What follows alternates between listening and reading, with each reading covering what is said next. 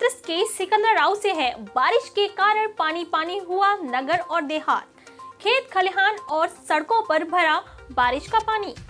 हाथरस के सिकंदराव में हो रही बारिश के कारण जल भराव की स्थिति बन गई है।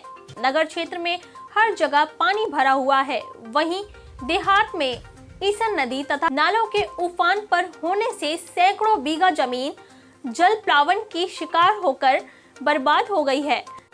पहले से ही लबालब भरे खेतों में बुधवार को हुई बारिश के कारण हालात बदतर हो गए हैं। खेत खलिहान ही नहीं, सड़कों पर भी बारिश का पानी भरा हुआ है। सिकंदराव के मोहल्ला 12 सैनी, अनिल कॉलोनी, रोशनगंज, नया गंज बाजार, बड़ा बाजार, मटकोटा, नौरंगाबाद, कोतवाली एवं तहसील परिसर में भी बारिश का पानी भर गया है। हाथरस का local channel TV 30 India Uttar Pradesh एवं उत्तराखंड के प्रतिष्ठित केबल नेटवर्कों एवं OTT प्लेटफॉर्मों के साथ साथ गूगल प्ले स्टोर पर भी उपलब्ध है। अपनी क्षेत्रीय खबरों के लिए आज ही डाउनलोड करें टीवी 30 इंडिया का एंड्रॉयड ऐप एवं जुड़े रहें टीवी 30 इंडिया के साथ।